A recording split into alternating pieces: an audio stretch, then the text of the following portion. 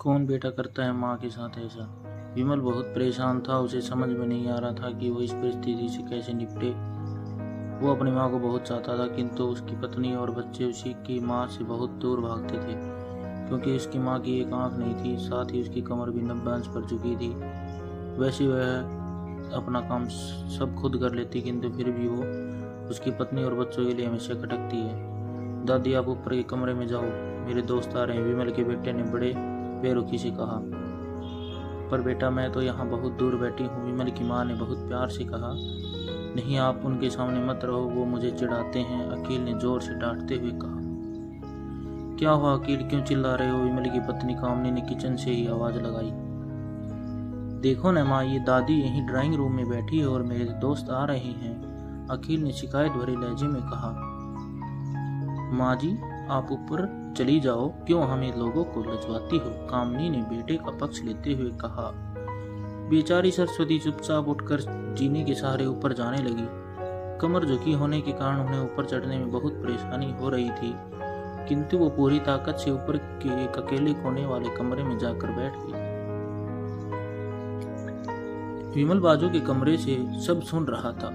उसे कष्ट हो रहा था कि उसकी माँ को अपमानित होना पड़ रहा है, किंतु वह असहाय था। अगर वो कुछ कहता तो पत्नी और बच्चे उसका विरोध करने लगते, दूसरे उनकी तरफ भी सही लगते हैं। चूंकि वो एक प्रशासनिक अधिकारी था, उसका सामाजिक स्तर बहुत ऊंचा था, उसकी ससुराल भी एक उच्च घराने में थी, अतः वह चुपचाप इस तरह हर दिन अपनी माँ को अपमानित होते देखता रहता। रात को विमल की पत्नी ने कहा, देखो जी, अब कुछ करो। कल कलेक्टर साहब की पत्नी आई थी, माँ जी अपनी देसी धुंधरा में उनसे मिली। मुझे बहुत शर्म आ रही थी, बताते हुए कि ये मेरी सास है। मैंने कह दिया कि दूर की रिश्तेदार है, इलाज कराने आई है। विमल को रोना आ गया, किंतु फिर भी वह चुप रहा। उसे समझ में नहीं आ रहा था कि वो क्या करे। अपनी बेटी की मनस्थिति को सरस्वती अच्छी तरह से जानती थी और बेटे को कोई कष्ट ना हो, इसलिए वह हर बात को चुपचाप सह लेती थी। विमल बहुत उदास रहने लगा। एक तरफ परिवार और सामाजिक स्तर पर जीने की प्रतिबद्धता थी, तो दूसरी ओर माँ।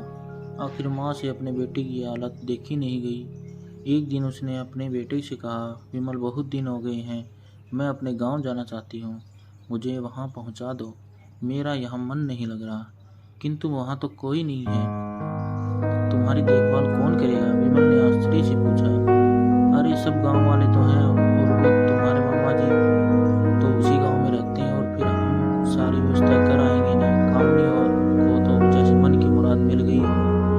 हाँ बेटा, बहुत सही कह रही है, सरस्वती ने लंबी सांस लेते हुए कहा। विमल जानता था कि माँ की देखभाल करने वाला कोई नहीं है, लेकिन अपनी पत्नी की जिद के कारण वह अपनी माँ को गाँव छोड़ने पर विवश हो गया।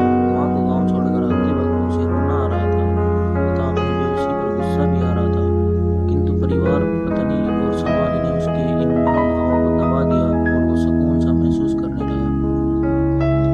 कुछ दिनों के बाद उसके चाचा, जो अमेरिका में रहते थे, आने वाले थे।